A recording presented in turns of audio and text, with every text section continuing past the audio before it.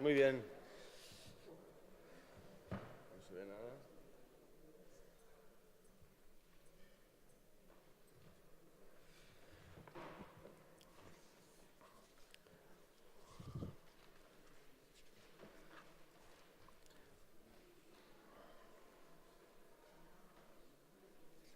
Bueno, vamos a proseguir con esta mesa. No vamos a cambiar de tema, sino lo que vamos a favorecer es que haya una reflexión en torno a las exposiciones que nos han hecho Javier y Eusebio.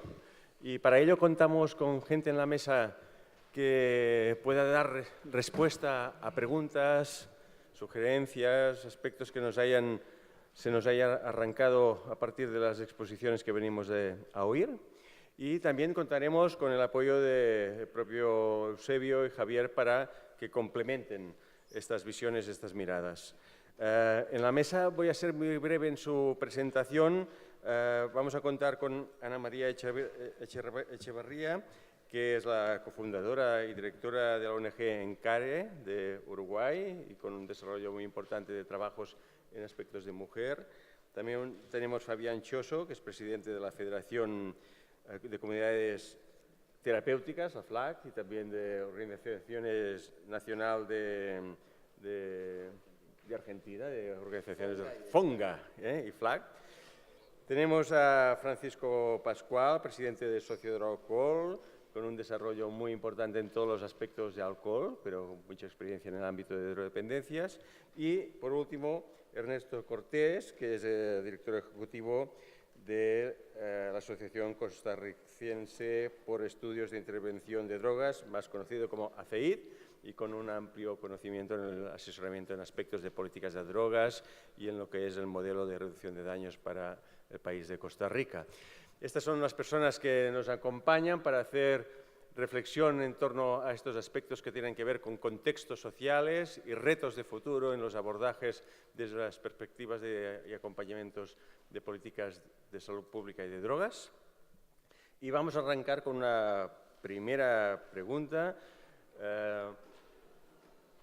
Existen contextos sociales de realidad muy diversa. Hablamos de contextos diferenciados a veces no solo en continentes, sino en muchos países, ¿no?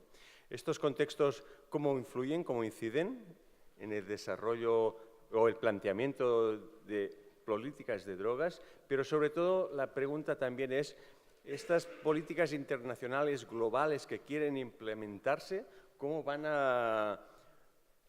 influyen después o cómo inciden en la realidad de estos países y en su posibilidad de que respondan a sus necesidades, ¿no? El que quiera.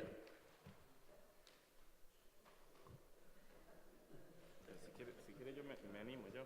Venga. Yo me animo a decir algo. Creo que es una pregunta complicada, ¿no? En el contexto de la discusión de políticas globales y cómo aterriza eso a nuestra realidad nacional.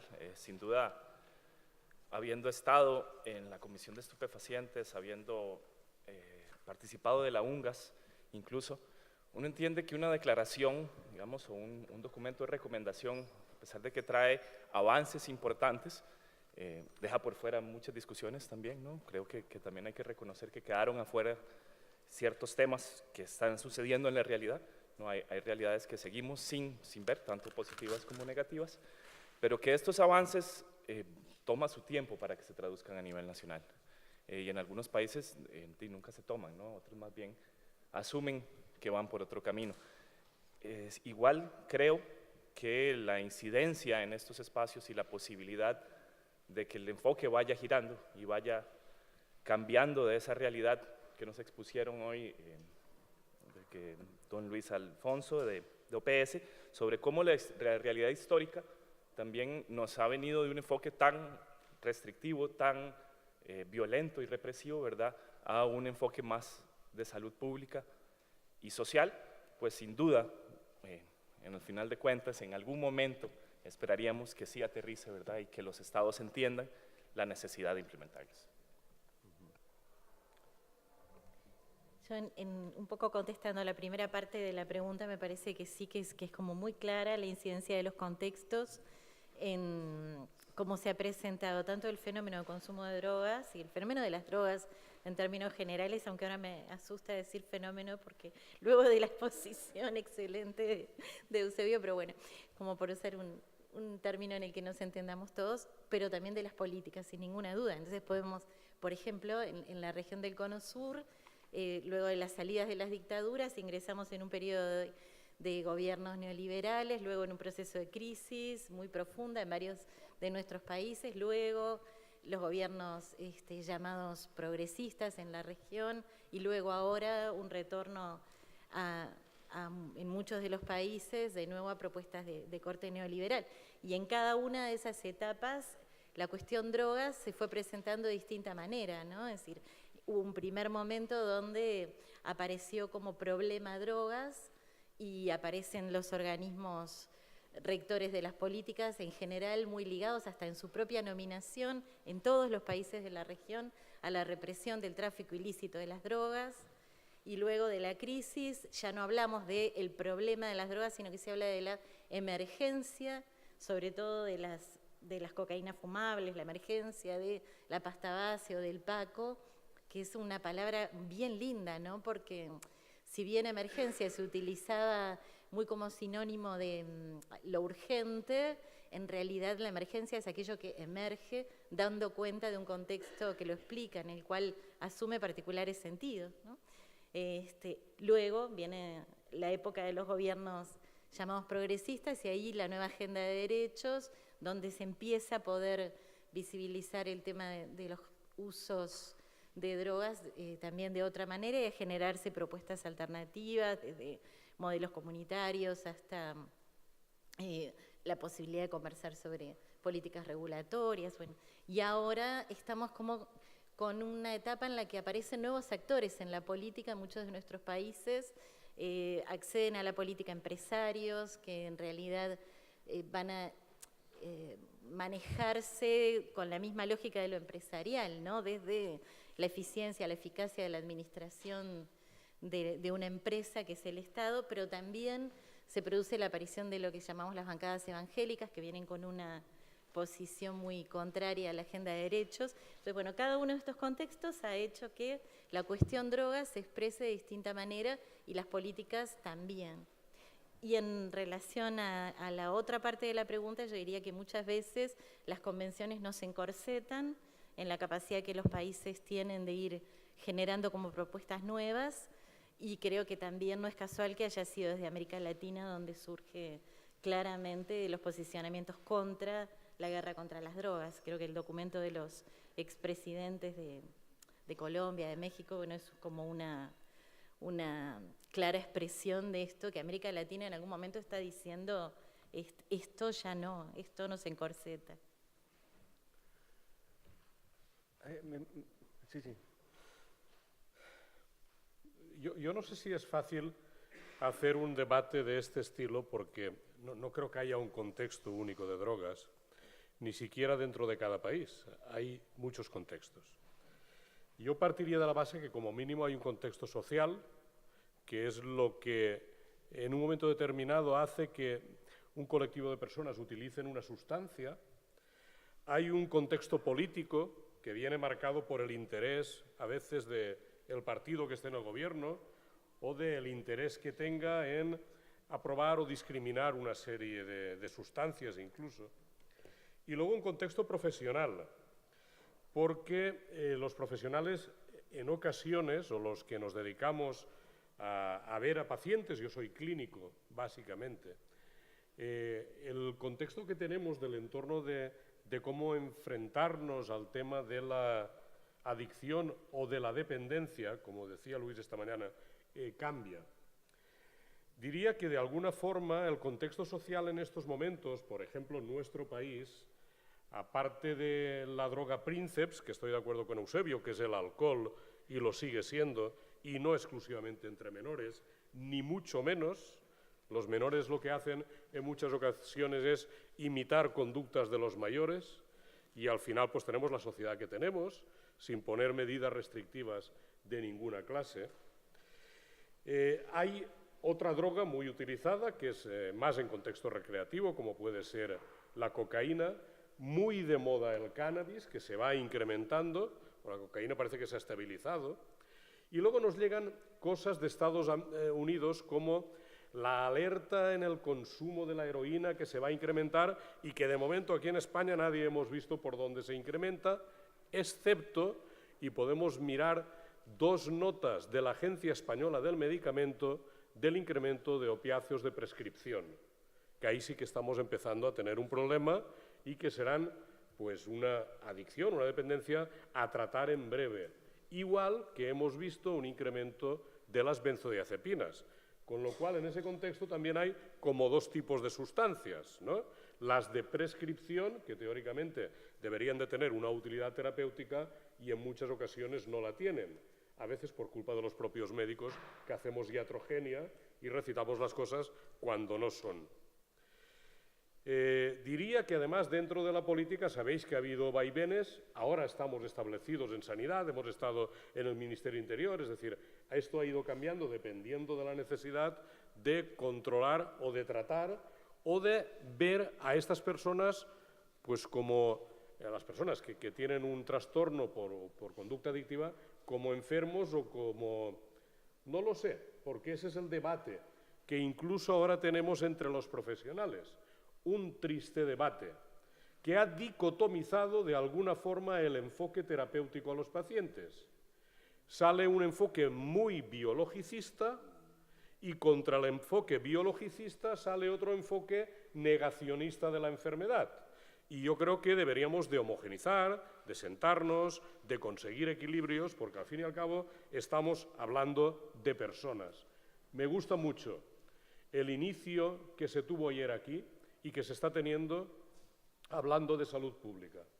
El tema de los trastornos adictivos es un tema mucho más que médico, mucho más que psicológico, mucho más que social, mucho más que político. Es un conjunto de cosas que se deben de tener en cuenta si realmente queremos cambiar de alguna forma la tendencia que hay en el uso de las sustancias y, por supuesto, España debería de estar presente apoyando en todo lo que se hace en los países hermanos de Latinoamérica.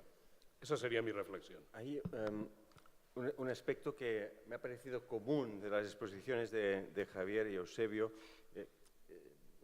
Hacemos intervenciones cortas para favorecer el diálogo, que es no poner tanto el foco en las sustancias y estar mucho más pendiente de los contextos sociales en los cuales, en todo caso, están presentes las sustancias o forman parte de los contextos sociales de esta población y también en las representaciones o constructos sociales que se crean alrededor del tema de drogas, ¿no?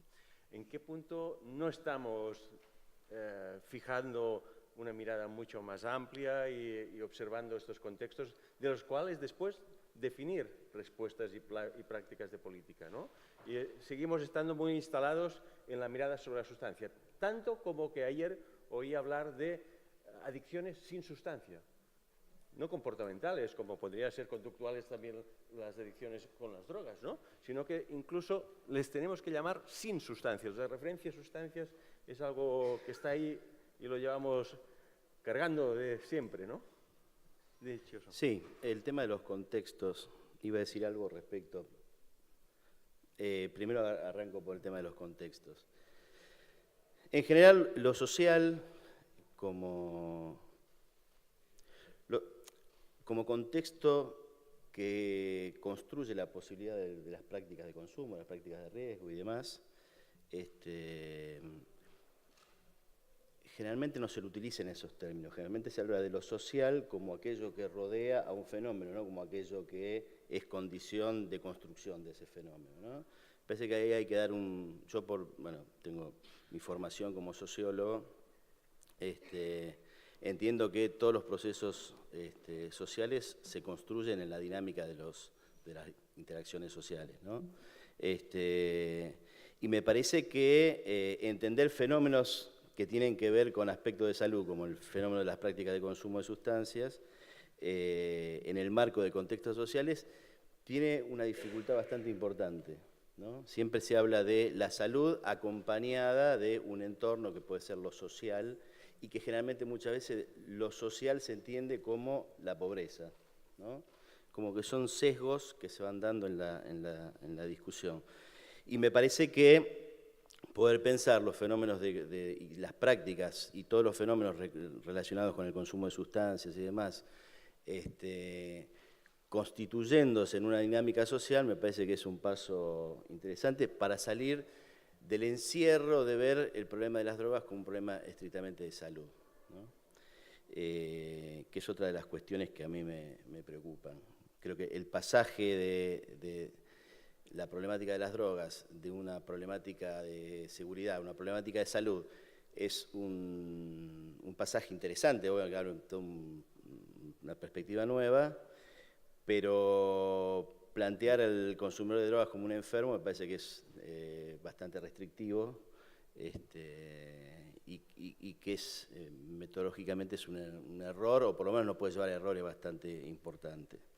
Con respecto a lo que vos planteabas al principio, yo creo que hay toda una dinámica de discusión. Bueno, el contexto internacional ha planteado una serie de discusiones respecto al tema de las drogas muy, muy importante, que inevitablemente ha generado cambios y ha puesto en funcionamiento mecanismos para cambios y demás.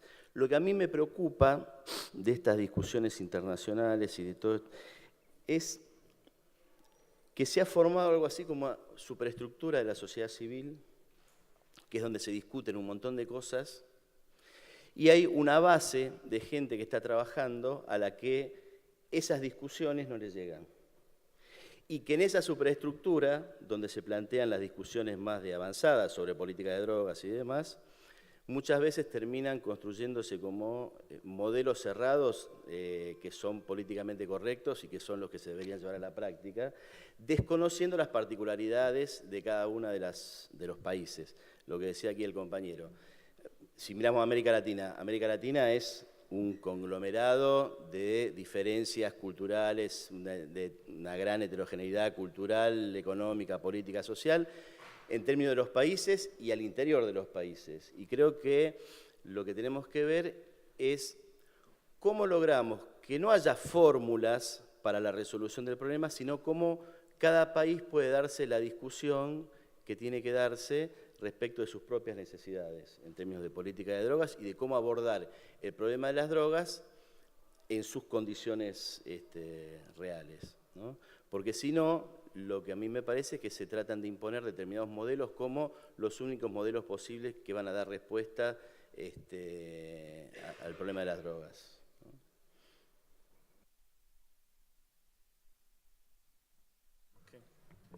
Yo sí me quería referir a algo de las representaciones sociales, porque también he trabajado la representación social y sin duda eso es muy importante, ¿no? Finalmente, mucha de la lógica de la representación social es reducir la complejidad de los fenómenos sociales para que sea más fácil actuar sobre ellos, ¿no?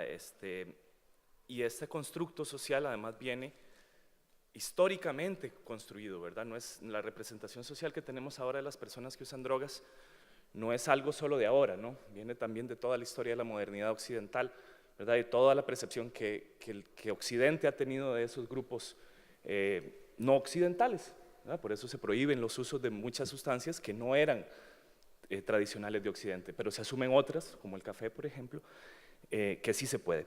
Pero esta representación, digamos, en esta reducción, ¿hasta qué punto también viene fortificada por las mismas políticas sociales y por las mismas políticas de drogas, ¿verdad?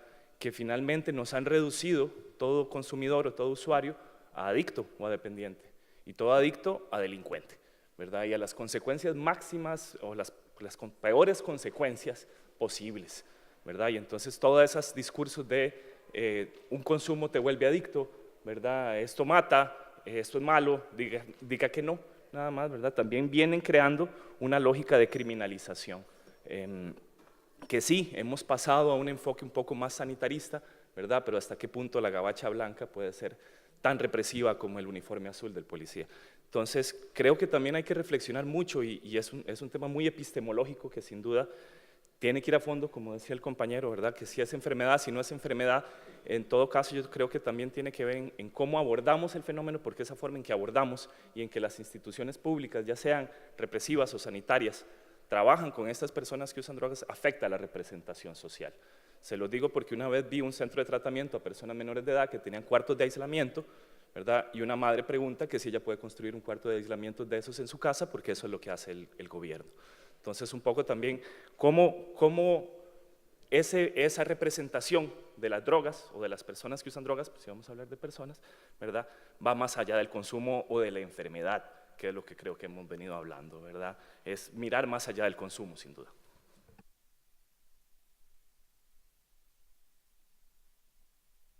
Cierta tensión siempre en lo que tú decías para poder comprender, abordar, desimplificar los fenómenos, ¿no? Y hay una tensión presente de esa complejidad y simplificación. Llevamos mucho conocimiento, mucha evidencia, mucha experiencia, miradas y discursos abiertos, ¿no? Necesidad de integralidad, pero vamos con vaivenes que siempre vuelven a veces aproximaciones y miradas muy simplificadoras o reduccionistas, ¿no? Y esas son tensiones que después ocurren, pero después cómo instalamos en ese conocimiento más amplio políticas que no solo se implementan, sino que se mantienen, ¿no? Porque si no, también ha apuntado ella, cómo ciertos avances después se desarman de manera muy rápida y aparecen discursos muchos más de poder, ¿no? ¿Cómo tenemos que operar ante eso? Sí. No sé si oye. Vamos a ver, ya desde Heisenberg, el filósofo de la ciencia, no el protagonista de Breaking Bad, sino el filósofo. Desde Heisenberg sabemos que el ojo del observador modifica la realidad, el principio de incertidumbre. Entonces, no hay ninguna duda que depende desde dónde miremos cada uno de nosotros o nosotras, vamos a ver un espacio diferente. Si estás trabajando en una comunidad terapéutica, pues estás trabajando en una comunidad terapéutica y tus intereses inmediatos, objetivos, directos y casi excluyentes son los que son, ¿no? Por tanto, yo creo que tendríamos que, primero, entender esto, segundo, saber que no necesariamente todos tenemos que movernos desde la misma posición, pero que, dicho esto, no viene mal que reflexionemos conjuntamente sobre aspectos que en alguna medida condicionan nuestra forma de trabajar, aunque sea una forma muy parcial. Y que nos pueden condicionar. Es decir, yo puedo decir, yo trabajo en una comunidad terapéutica y entonces las políticas, bueno, o el modelo no me importa tanto. Hombre, te importará cuando te quiten las subvenciones, por ejemplo. O te importará cuando la representación social no acepte que a la gente haya que segregarla. Por tanto, conviene que, lejos de esta amenaza que antes se decía, de una superestructura teorizante y después una gran cantidad de gente que tiene que estar al pie del cañón, que esa gente que está al pie del cañón, y lo digo porque durante muchos años he estado en distintos cañones, bueno, pues se plantee la cuestión general. Porque, evidentemente, hay un problema que tiene que ver con la enfermedad y que tiene que ver con el trastorno individual, que tiene que ver con el sufrimiento individual, pero no me digáis que las políticas de drogas han estado pensadas para eso. ¿Qué tiene que ver la política de drogas con ese tipo de necesidades? Y pongo un ejemplo sangrante en España. Es decir, cuando en España se pone en marcha la sanción administrativa por el consumo de consumo, ¿se está pensando en el enfermo? En absoluto. Lo que pasa es que como resulta tan sangrante y tan absurdo, se dice son enfermos y que vayan al centro, con lo cual lo que se organiza es una reacción perversa que entorpece muchísimo incluso el tratamiento de los que realmente eran enfermos o enfermas, ¿no? Por tanto, conviene que todos tengamos una especie de mirada, porque, y con esto termino, a mí me parece que estamos muy lejos de movernos en un debate puramente teorizante o puramente filosófico, sino que estamos hablando de cuestiones que afectan a nuestro día a día. Y a mí no, cada uno es hijo de su experiencia y lógicamente yo no puedo renunciar a la mía. Yo no hubiera nunca entendido la forma de trabajar en las cárceles si no hubiera tenido en cuenta estas cuestiones. No hubiera podido nunca montar programas de cooperación en Latinoamérica si no hubiera tenido en cuenta todos los aspectos que ha señalado. Hay cosas que hemos aprendido y que hemos aprendido porque se imponen. Por ejemplo, una cuestión que aquí teóricamente aprendimos hace un montón de años, pero que quedó en la teoría. Aquí hubo una investigación, allá por los años 86, 87, que demostraba claramente, a través de fórmulas estadísticas muy sofisticadas, que cuando existe en una población factores de riesgo estructural, los factores de protección funcionales no servían para nada. Dicho de otra manera, a un niño de la calle no le enseña habilidades sociales porque da igual. Es decir, o lo sacas de la calle o no hay ninguna posibilidad. Eso lo sabíamos.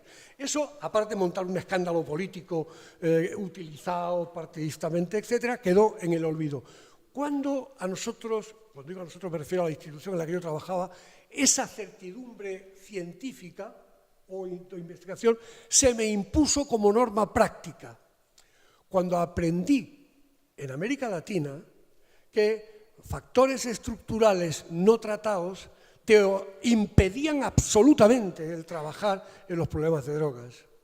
Y cuando me di cuenta, cuando nos dimos cuenta que en España pasaba igual, que la única diferencia es que esos factores estructurales que allí eran de carácter económico, de carácter, etcétera, aquí eran más de carácter cultural, etcétera, pero que pasaba exactamente lo mismo.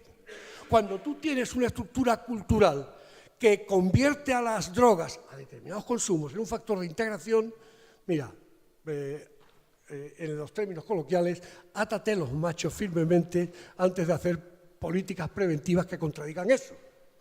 Por tanto, ese es el sentido del debate.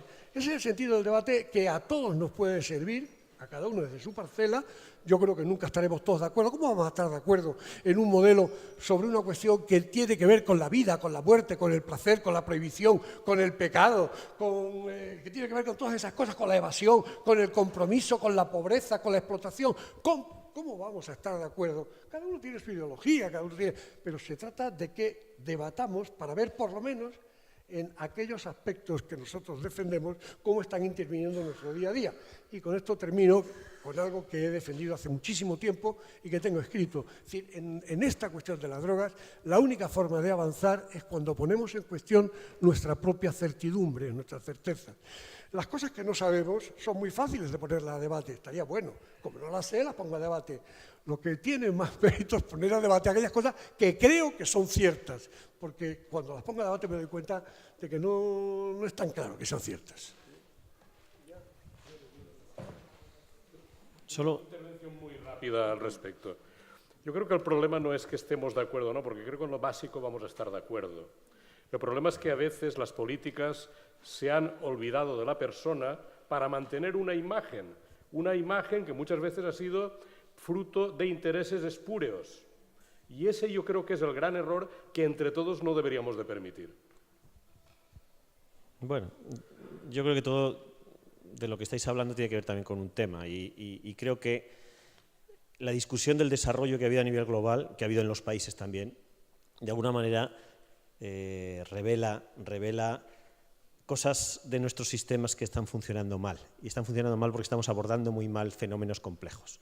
Creo que ese es uno de los elementos que tienen que entrar dentro de la reflexión de ciudadanía crítica que hace cada uno y que hace cada uno en su institución y que tiene que formar parte de los procesos, además de convencimiento y además de conexión con las transformaciones que queremos hacer. Es decir, yo puedo estar muy de acuerdo con la protección del medio ambiente, pero si no cambio mi patrón de consumo y el patrón de producción y no me convierto en un consumidor de alguna manera inteligente en ese sentido, pues al final eso queda en nada. Si yo estoy al frente de una institución o de un organismo profesional o de una ONG y miro solamente a lo que hago yo, estoy trabajando muy mal el elemento, digamos, complejo que tengo que tocar. Si estoy trabajando en drogas, tengo que mirar a los lados, tengo que generar conexiones y puentes, referencias contra referencias. Yo siempre he dicho que América Latina tiene en España un ejemplo muy interesante de gestión local de los problemas sociales, porque creo que en los años 80, en los años 90, se generaron unas respuestas sociales desde los municipios muy interesantes. Primeros planificaciones de alguna manera más integrales, digamos, poner en conjunto todos los recursos sociales, referencias, contrarreferencias, itinerarios personalizados de atención. ¿Qué es eso al final? Es tomando los elementos del individuo, de la familia, de la comunidad, cómo pones todos los aspectos relacionados a jugar. En alguna manera hemos perdido eso o todavía en otros entornos no lo hemos conseguido. Y como decía Eusebio, hay contextos donde los elementos estructurales de base se tienen que tocar profundamente y primero. Yo voy a una comunidad de El Salvador a hablarles de la cultura de la legalidad y me van a pegar un palo en la cabeza y lo tengo bien merecido. ¿Qué coño le estoy contando si hay necesidades muchísimo más urgentes que resolver? Entonces, creo que ahí es donde tenemos que tener también una claridad. Tenemos que además acompañar intervenciones, primero que levanten a la gente a un mínimo de supervivencia, después a un mínimo de dignidad y de ampliar capacidades de vida y alternativas. Por ahí tiene que entrar, yo creo que toda la discusión del problema. Y cada uno desde su sitio, ¿cómo aporto al sistema? ¿Dónde entro yo? ¿Cómo entro en esos sistemas de referencia, contrarreferencia, equipos multidisciplinarios? ¿Cómo paso la frontera de la psicología y me pongo con los sociólogos? ¿Cómo me paso a trabajar con los de salud? Esos saltos no están todavía dándose, porque estamos muy cómodos en nuestro sillón, con nuestra subvención, con nuestro programa, haciendo lo que hacemos y lo que sabemos hacer. Salgamos de nuestras certidumbres, entremos en el terreno de la innovación, de la experimentación, de cosas que al final conectando van a surgir de una manera muchísimo más completa y más, yo creo que más adecuada para abordar la complejidad de este tema, ¿no? y de todo ese otro elemento, universo de temas que están detrás.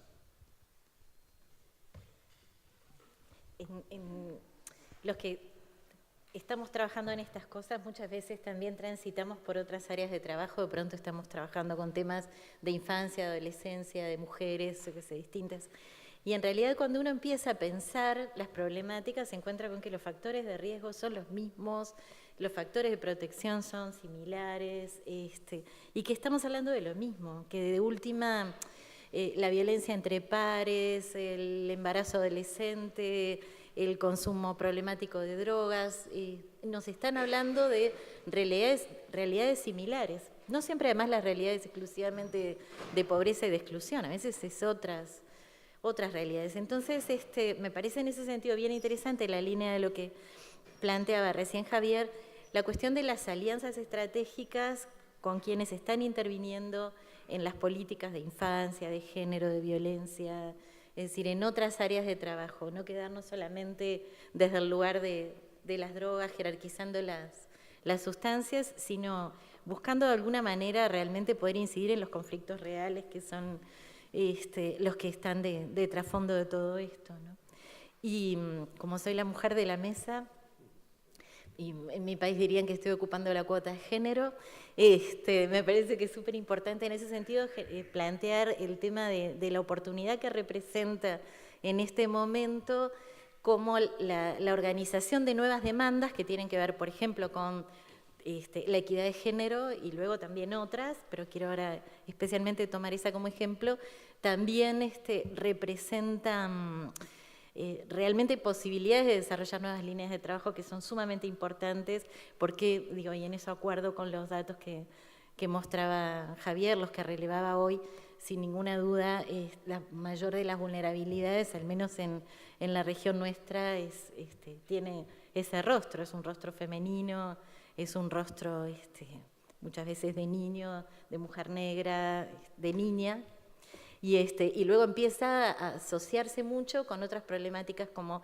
la explotación sexual infantil de las niñas y las adolescentes. Bueno, y las drogas están ahí siempre también entreveradas en estos mismos paquetes de problemas, en estos mismos nudos de dolor y de sufrimiento. Entonces me parece que hoy por hoy atender a los nuevos movimientos que se estructuran también en relación a la articulación de nuevas demandas, ahí llamémosle también todo lo que tiene que ver no solamente con las cuestiones de género, sino también con los nuevos planteos a nivel de la no discriminación, de las identidades de género diferentes, pero también lo que tiene que ver con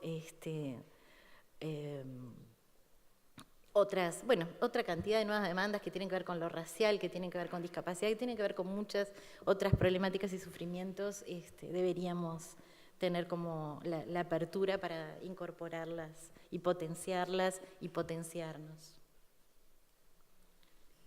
Yo pienso en un poco esto que decía Javier y lo que decías vos, ¿no? De poder pensar, sería algo así como poder pensar la cuestión de las drogas por fuera de la cuestión por fuera de las drogas, ¿no? Poder pensar que generalmente cuando vos trabajás en el territorio esto te queda claro. Cuando viene una persona que tiene un problema supuestamente por consumir drogas, muchas veces ese consumo es el menor de los problemas que tiene en relación a un montón de otras cosas. Y si vos no tenés la capacidad de tener una mirada integral y de entender que hay que resolver otras cuestiones y no necesariamente el consumo, te quedás pegado a los viejos modelos o al viejo modo de encarar esto, que era el problema es la droga y si el problema es la droga tiene que dejar de consumir y ahí se terminó. Estos son los esquemas viejos donde nos formamos casi todos hace 20 años o 30 años atrás. En esa cuestión, por ejemplo, América Latina tiene una enorme diversidad de experiencias. Si uno mira las comunidades terapéuticas, ¿no? Si nos miramos desde la Federación Latinoamericana, hay muchas comunidades terapéuticas que todavía están trabajando sobre la sustancia y cómo hace el sujeto, el individuo, para dejar de consumir.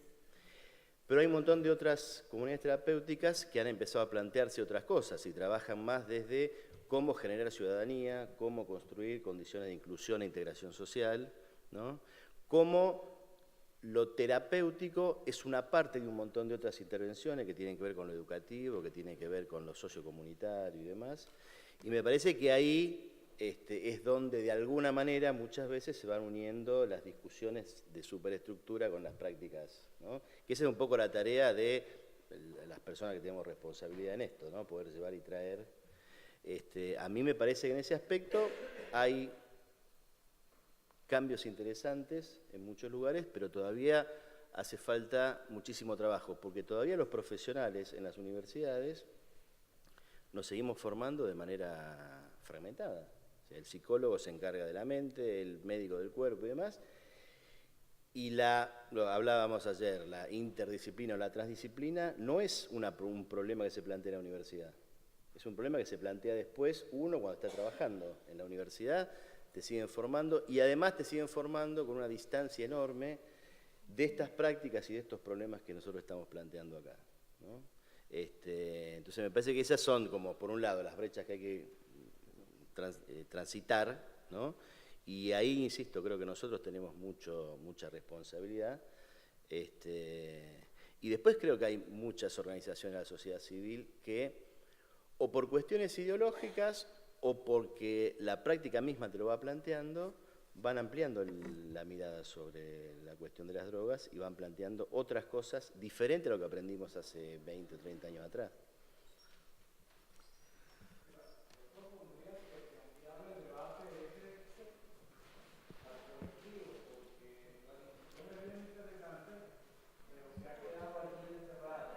Bueno, estamos acá en la mesa.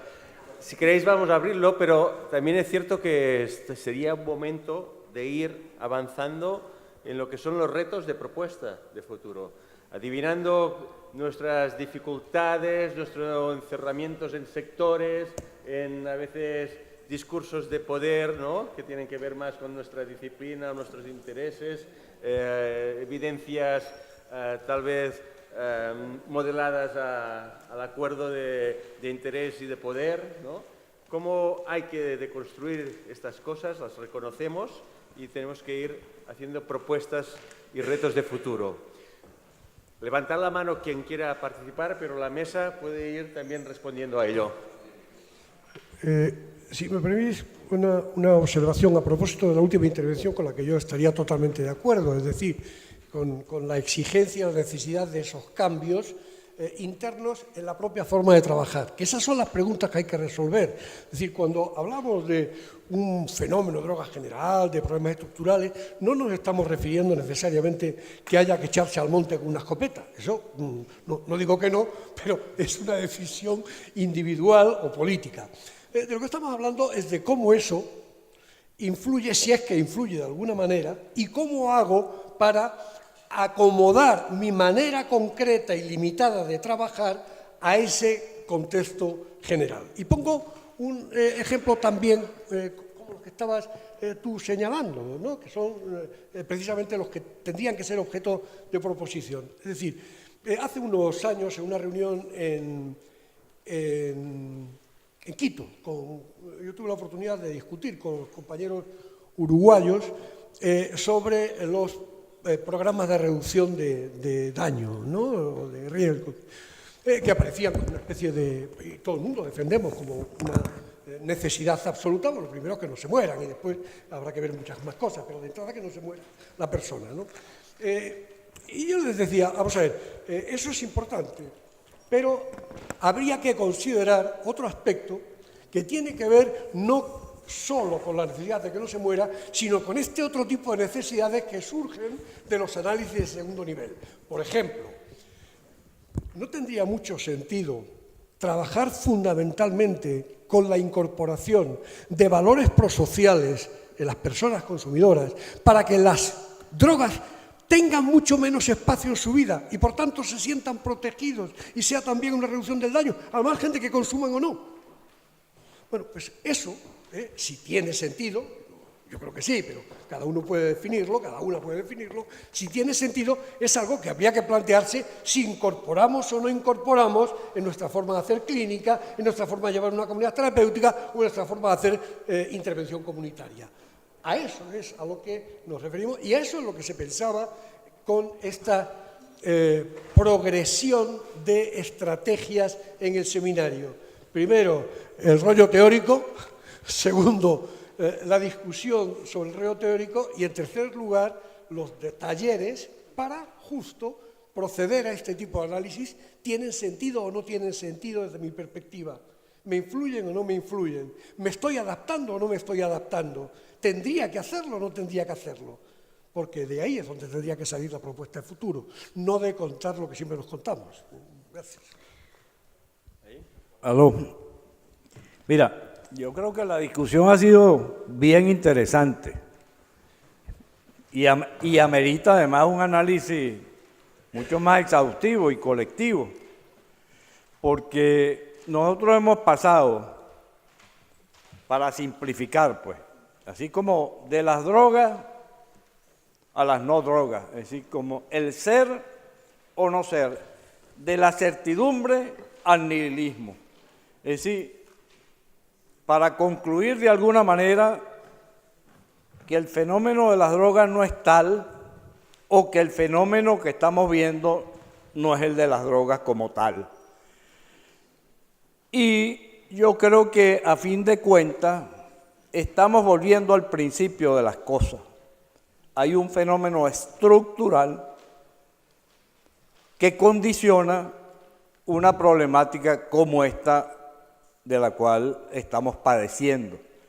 Es decir, el fenómeno estructural ha generado una dinámica. Cuando las drogas entran en el fenómeno estructural, se mercantilizan, ya escapa a la capacidad de nosotros como profesionales tener una incidencia verdadera, contundente y real.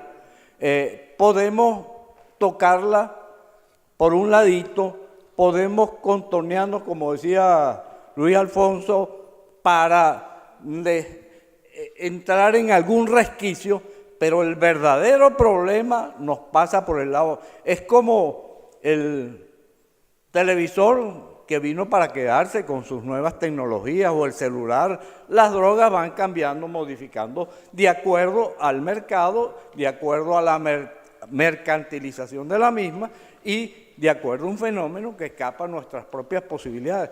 Yo diría que tendríamos que avanzar hacia un nivel superior, desde la RIOT, desde nuestras propias instancias. ¿Qué podemos hacer? ¿Cómo podemos contribuir para tener una mayor incidencia? Lo dejo así porque sé que hay otras personas que a lo mejor tienen otras cosas que aportar. Mansilla. Y Marisa, pasas a Marisa, luego David, y luego tenemos para... Perdón, bueno, seré breve. Bueno, mi intervención es al hilo de lo que habéis estado comentando anteriormente con las políticas de droga de las administraciones y demás. Yo decir que en España la política del tratamiento de drogas ha regresado bastante en los últimos años, por cuanto la Ley de Seguridad Ciudadana, la que conocemos hoy en día como Ley Mordaza, la Ley 4/2015, ha anulado, ha dejado sin posibilidades de que las personas que están en tratamiento de drogodependencia por consumo o tenencia de sustancias públicas en la vía, o sea, sustancias en vía pública sean sancionados. Es decir, una persona que vemos algo muy contradictorio. Por ejemplo, en el Código Penal, si yo trafico con una sustancia y me imponen un delito, tengo la posibilidad de someterme a tratamiento porque soy drogodependiente y por el Código Penal me lo suspenden. Un ingreso en prisión, es decir, un ingreso de una pena privativa de libertad. Mientras que la ley administrativa, la Ley 4/2015, me impide que yo, el consumo que está despenalizado y que es legal, pero que por tenencia de una papelina o de 0,01 gramos de cocaína o de cualquier otra sustancia, me sancionen administrativamente, con una sanción que por ser mayor de edad nunca en la vida me la voy a poder quitar, salvo que a la Administración tras 4 años le prescriba el perseguirme con vía de apremio, con intereses de demora y el ser una carga para la persona drogodependiente. Gracias a la lucha de federaciones como Enlace, que está en UNAD, Riod y demás, conseguimos que la Administración Pública introdujera en la Ley 4/2015 una disposición adicional. ¿Para qué? Pues para que los menores de edad, solamente nos admitieron que los menores de edad se puedan someter a ese tratamiento. Es decir, los mayores de edad no nos interesan en absoluto. Pues que consuman, que hagan y demás. Lo único que voy es a penalizarlos, a criminalizarlos y a sancionarlos económicamente. El resto, el tratamiento, la posibilidad de que esa persona vea que es una persona que tiene problemas con adicción, eso no le preocupa a la Administración. Entonces, para mí es una regresión y una contradicción que una misma persona, por una ley administrativa, tenga una sanción imposible de suspender y por una pena del Código Penal, cuando los derechos fundamentales tienen que ser más importantes, sí tengo posibilidad de suspenderla. No sé si me he explicado muy bien, sí, pero sí. Bueno.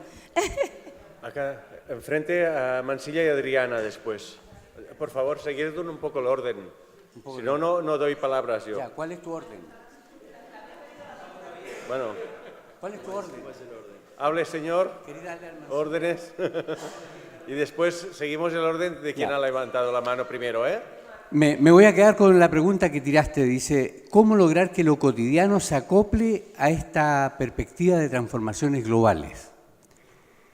Yo creo que estamos complicados porque tú hablaste de derechos humanos y los que están sufriendo los derechos humanos son los que están defendiendo, por ejemplo, la tierra, como la Mariela, como la Berta Cáceres en Ecuador, y son indígenas. Y tú hablaste de los indígenas, pero cuando hablaste de los indígenas, nunca hablaste de la fuerza y lo positivo que están haciendo los indígenas para realmente colocar en el centro no las personas solamente, sino también la única madre tierra que tenemos. O sea, nos están dando vuelta también la forma de mirar la realidad. El antropocentrismo ya no opera, no funciona, porque además este antropocentrismo está de alguna manera manipulado por centros de poder económico, político, que lo que están haciendo es producir desigualdad, miseria y pobreza. ¿Y qué nos dicen a los pueblos de América Latina?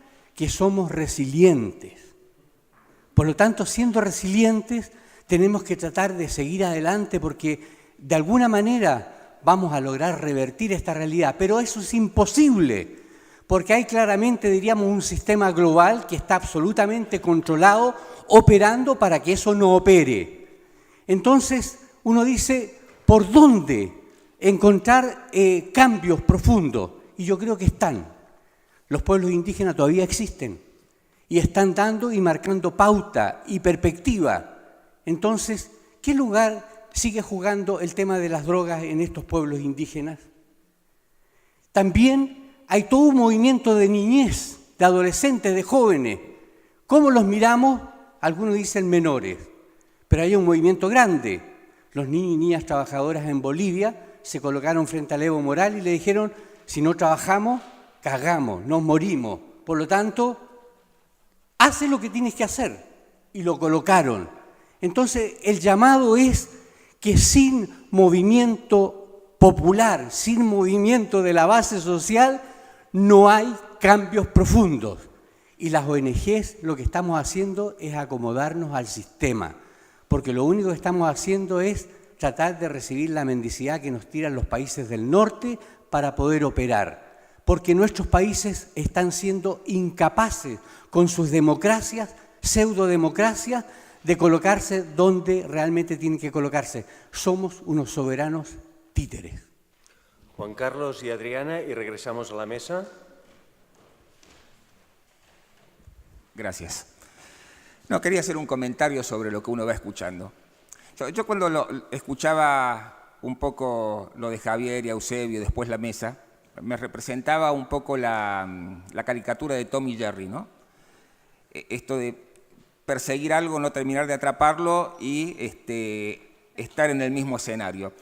Me refiero porque hay como un esfuerzo de salir de la centralidad de las drogas en el 20 Seminario Iberoamericano sobre Drogas, convocado por la Red Iberoamericana de ONG que trabajan en drogas, donde hay un representante de la Federación de Ayuda contra la Drogadicción. Es decir, y donde también pertenezco a la Secretaría de Políticas Integrales sobre Drogas. Entonces, a eso me refiero con lo de Tom y Jerry, porque creo que estamos en una tensión en ese punto, ¿no? Yo trato de resolver la tensión, se me ocurre ya en términos, como decía Eusebio, de lo cotidiano, como digo, ¿qué hacemos con esto para que no quede solamente en una bella reflexión? A través de la intersectorialidad. Se me ocurre como una alternativa, ¿no es cierto?, la intersectorialidad en el Estado. Tenemos que desentramparnos porque es como que nos presentamos de tal forma y después tenemos que decir inmediatamente, pero no somos lo que parecemos, ¿eh? Somos otra cosa, hacemos más de lo que decimos, somos más que sociodroga alcohol, porque trabajamos en otros contextos también. Es decir, siempre estamos como entrampados en un lenguaje antiguo. Pero, y no es un tema menor, porque creo que eso en alguna medida nos define. Y creo que también merece una autocrítica para decir, bueno, ¿en qué debería transformarse entonces la Riot, ¿no? en los próximos 20 años para interpretar la manera en la cual hoy se entiende la problemática de este fenómeno que es más que las drogas? Es la política que está por detrás, como escuchábamos recién, es la sustancia, es el individuo, es todo este enfoque sistémico que recién se nos invitaba y que estaba muy bien. Simplemente estoy diciendo todos los interrogantes que esta mesa dejó y que si no se transforma ya en una autocrítica que nos modifique, porque a lo mejor por una cuestión de identidad ya somos medio grandes para cambiar el nombre, pero ver de qué manera podemos modificar la naturaleza de lo que hacemos para salir de esta trampa en la que estamos. Con el ánimo de un poco de complementar y sumar otra pregunta, realmente me quedo muy satisfecha porque creo que quedó una conclusión general. Todo eso va mucho más allá de las drogas y tiene razones estructurales, de fondo, y una cantidad de aspectos que se escapan a nuestro día a día, a nuestras organizaciones que todas de una u otra manera tienen el nombre de las drogas en nuestros objetivos y inclusive en nuestros propios títulos. Y para darles una pregunta y quizás una posibilidad, porque sé que todos ustedes de alguna u otra manera trabajan específicamente con el tema de uso o consumo de drogas. Les quería preguntar, ¿qué hacemos con el tráfico motivado por el consumo y qué estamos haciendo quizás por el consumo motivado por el tráfico, o con la producción motivada por el consumo, o con el consumo motivado por la producción, que a veces sentimos que no hace parte de nuestro mandato o de nuestra labor diaria, o que esas personas con las que trabajamos, esa población, nuestra población objeto no tiene nada que ver con eso, pero finalmente sí. Y esto apunta directamente a la integralidad que estamos hablando, a la multidisciplinariedad y a una labor concreta que quizás está dentro de nuestro mandato el día de hoy. y que no podemos seguir diciendo, no, esas personas no hacen parte de nuestra población objeto, porque está relacionado y tiene un impacto concreto. Entonces, y no sé si me entendieron exactamente a qué me refiero con tráfico motivado por el consumo o a producción motivada por el consumo. La relación es estrecha completamente, y a eso le hemos llamado de alguna manera el efecto globo nuevo, que salta de la producción al consumo, del consumo al tráfico y del tráfico al consumo y viceversa. Es un círculo completamente integral, y ahí estamos hablando específicamente de drogas. Volvemos a la mesa. Palabra Ana María, Ernesto, y después hay dos personas de la sala que tienen después la palabra. Primero Como la muy- mesa. Muy brevemente, intentando responder lo que vos estás preguntando, en realidad creo que también tenemos el desafío de qué hacemos con los consumos, con los tráficos, los microtráficos relacionados a la pobreza, más que al consumo. Cuando el microtráfico es la alternativa a veces de sobrevivencia, por ejemplo, para muchas mujeres que luego terminan encarceladas por delitos de tráfico, cuando en realidad a veces ni siquiera son consumidoras, ¿no? Es decir, por delitos de drogas cuando no son consumidoras. Entonces creo que ahí tenemos de vuelta el retorno al tema de la pobreza y de todo lo que genera de cosas como, bueno, perversas. Pero también quiero, simplemente como titular, yo no hablo desde el gobierno, hablo desde sociedad civil, pero de todas maneras me parece que el tema que Uruguay se ha planteado en términos de regular el mercado, en el caso del cannabis, como ya antes lo había hecho con el tabaco y como también lo está haciendo con el alcohol, y que en el caso del tabaco claramente determinó un descenso muy importante en el consumo, y en el caso del alcohol todavía no está la nueva ley, pero las reglamentaciones que se han ido tomando ya han cambiado muchísimo buena parte de las conductas y de los comportamientos en un sentido muy saludable, digamos, ¿no? Con esto de que, por ejemplo, el consumo es cero para manejar, ya hay mucha gente que si sale no toma, ¿no? Entonces, el consumo vinculado a lo recreativo, eso ha ido modificándose.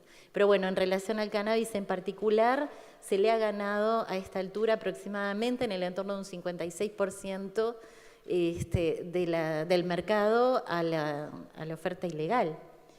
Bueno, me parece que seguramente esta no sea la solución mágica de todos los problemas. Creo que sí es algo que debemos evaluar y pensar y repensar y buscar si por allí podemos llegar a tener una línea que nos ayude a ir modificando lo que tiene que ver con los problemas vinculados al tráfico, porque ya hemos visto que la guerra la perdimos hace rato, ¿no? Entonces, esto era solo titular, si después alguien quiere lo podemos seguir conversando en otro momento. Ernesto y después Fabián. Bueno, yo sobre oportunidades a futuro, don Juan Carlos habló de interseccionalidad, intersectorialidad o esa cruce, ¿no?, de que hay de un montón de variables que podemos hablar de género, generación, cultura, desigualdad, medio ambiente, que hablaron por ahí atrás, sin duda. Cuando hablamos de drogas, ¿verdad?, también es un poco, creo yo, todas nuestras organizaciones tienen el nombre de drogas ahí, porque también si sacamos el nombre perdemos la especificidad, y es un tema donde si no hay esa claridad podemos perder de vista estas poblaciones afectadas, no solo por el consumo de drogas, sino también por las políticas de control de drogas, ¿verdad? Y ahí creo que es donde empieza también un cambio, ¿verdad? ¿Cuál es la participación de estas poblaciones afectadas en los procesos de incidencia y cambio político, ¿verdad? ¿Dónde están aquí las personas que usan drogas o que hayan usado drogas, ¿verdad? Y están incidiendo por ese cambio en las políticas, ¿verdad? Y también pensar en las personas que activamente usan drogas, ¿verdad?, y que se declaran como usuarios o usuarias de drogas, ¿verdad? ¿Qué papel tienen ahí? ¿Cuáles son sus derechos humanos? Y si estas personas tienen la posibilidad de ejercer sus propios derechos humanos o de solicitar, ¿verdad?, de que no se les violenten sus derechos humanos, porque las mismas políticas y la misma representación social que venimos hablando, ¿verdad?, nos ha llevado a ese estigma, ¿verdad?, y ese autoestigma que después asumen las personas que usan drogas para someterse o permitir la violación de derechos. Por dicha, en América Latina no tenemos casos de penas de muerte, porque en muchos casos, y como ahí retomo lo que dijo Ana María y la pregunta de Adriana, es donde se empiezan a ver. La mayoría de las personas encarceladas en América Latina por delitos relacionados con drogas es por consumo, no es por venta, ¿verdad? Entonces ya empezamos a ver que hay una relación directa donde son las mismas políticas las que ejercen esa criminalización.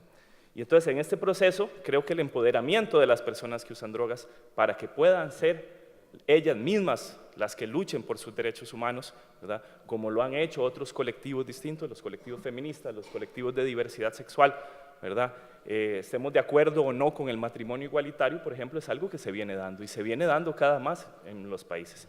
Y el mejor ejemplo de estas organizaciones que usan drogas son los movimientos canábicos. Vuelvo, estemos de acuerdo o no con la regulación del cannabis, es algo que viene dándose. Y es algo que viene dándose también por la sociedad civil, por las mismas personas que fuman marihuana o que consumen cannabis, ya sea medicinal o recreativo o la función que le quieran dar. Como decía Eusebio, también es de lo que viene cambiando el paradigma y viene cambiando porque ya son muchos. El sábado pasado hubo marchas mundiales de miles, de cientos de miles de personas fumando marihuana y exigiendo un cambio en la regulación de la marihuana. Y eso es algo que tampoco nos podemos quedar y taparnos los oídos y decir que no está pasando, ¿verdad? Porque son personas, la mayoría de ellos además jóvenes, viene el tema también de generación aquí, que están exigiendo un cambio y que están exigiendo que no se les criminalice, que no se les estigmatice, ¿verdad? Por algo que pues, va a ir cambiando. Entonces, la discusión va por ahí. Fabián y después Felisa. Sí, dos cositas. Esto que decía Juan Carlos, yo creo que es un poco el lastre que traemos, por llamarlo de alguna manera, el lastre que traemos de todos nosotros nos formamos hace 30 años sobre la noción de droga y esto que yo planteaba antes. Me parece que estamos en la discusión de cómo salir de ese esquema sin perder, como decía él, lo específico, ¿no? Porque hay toda una tendencia a sacar lo específico de la problemática de las drogas y demás, ¿no? El tema es cómo podemos construir, pero eso es un problema hasta, como decía antes también, un problema disciplinario, así como construimos una mirada integral de los procesos sociales y de los procesos de construcción de prácticas, ¿no? Entonces, cómo podemos mirar la cuestión de las drogas desde una mirada integral y de una mirada transdisciplinaria, si querés. Me parece que esa es la discusión que estamos dando y que posiblemente, cuando vos hablabas de las propuestas, la Río debería ser un espacio para que podamos ir transitando esta discusión y viendo cuáles son las líneas que podemos ir definiendo, ¿no? Una mirada integrada e integral sobre las drogas que no esté centrada en la sustancia, sino que esté centrada en los procesos sociales, ¿no? Me parece que esa es una de las cuestiones que tendríamos que ver. Lo que vos planteabas del microtráfico, ¿no? Se me dispara una idea desde la experiencia mía, en mi trabajo en el barrio donde yo trabajo. El microtráfico es una dinámica de construcción de identidad y de inclusión social, ¿no? Para adolescentes que transcurren una niñez absolutamente por fuera de todas las instituciones de inclusión social y que llegan a una adolescencia que no tiene ningún tipo de futuro ni de salida y demás. Entonces, el microtráfico y todas las actividades vinculadas con el narcotráfico y con las drogas y con la violencia tiene que ver muchas veces con la construcción de pertenencia social, de identidad social, de inclusión, de una forma, de una manera de planteárselo. Por fuera de eso, estos chicos no tienen nada. Entonces, y esto se da en una dinámica donde todo el fenómeno del tráfico y demás que se da en el barrio está sostenido por, en gran medida, no solamente por la parte ilegal del narcotraficante y el dealer y demás, sino por la fuerza de seguridad y por las fuerzas políticas que colaboran directa o indirectamente que esto sea posible. Entonces vos empezás a preguntar cómo la dinámica de presencia y ausencia del Estado favorece o no favorece que esto sea posible. Me parece que la dimensión del Estado es una de las dimensiones, y de su presencia o no, es una de las dimensiones que tenemos que plantearnos para pensar el tema de las drogas. O sea, el Estado como facilita, permite o no facilita y no permite estos fenómenos de los núcleos duros de delincuencia y de narcotráfico en determinados sectores, pero además el Estado como favorece y trabaja y orienta sus recursos para trabajar en la integración y en la inclusión de una enorme cantidad de personas, que si no tienen esos recursos, bueno, los recursos se los van a dar un montón de otras actividades que muchas veces tienen que ver con lo ilegal. Lo loco es que en los barrios, el que vende drogas no es el narcotraficante malo que está oculto y que mata gente y se come chicos.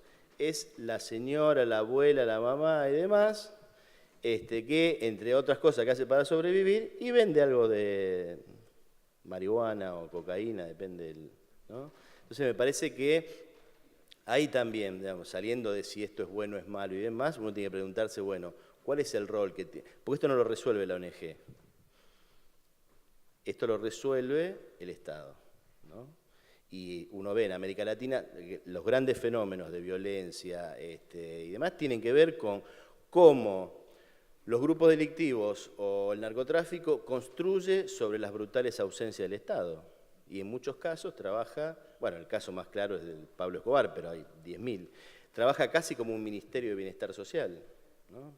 Que genera, donde el Estado no está, aporta y construye sobre ese hueco, ¿no? Entonces me parece que esa es una de las dimensiones que tenemos que pensar y también problematizar.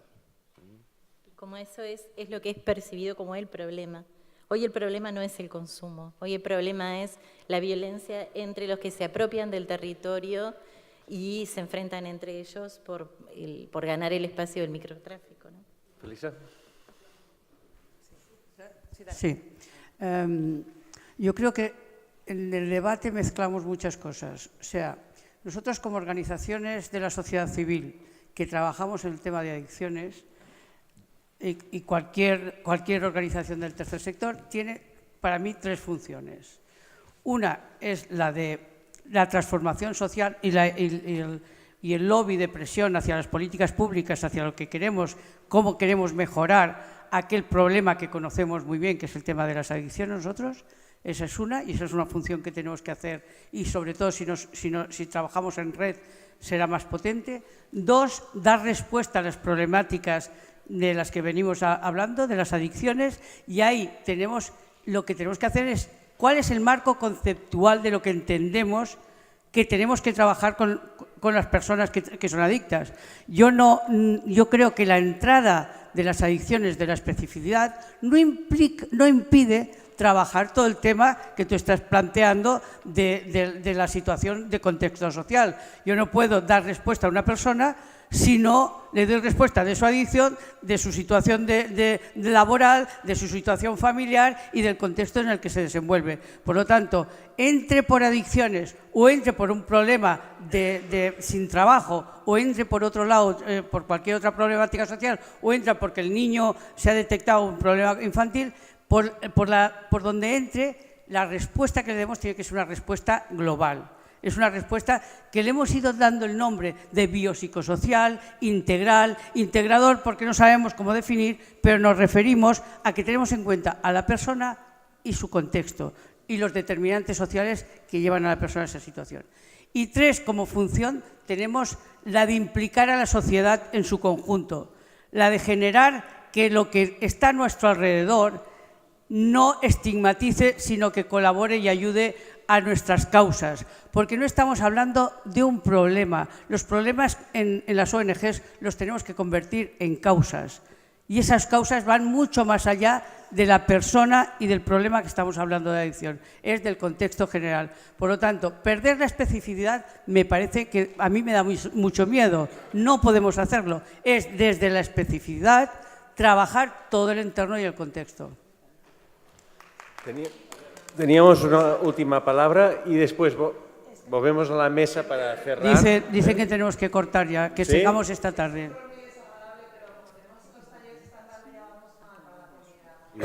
Igual te queremos, Cuca. Nos hemos pasado 10 minutos, disculpad.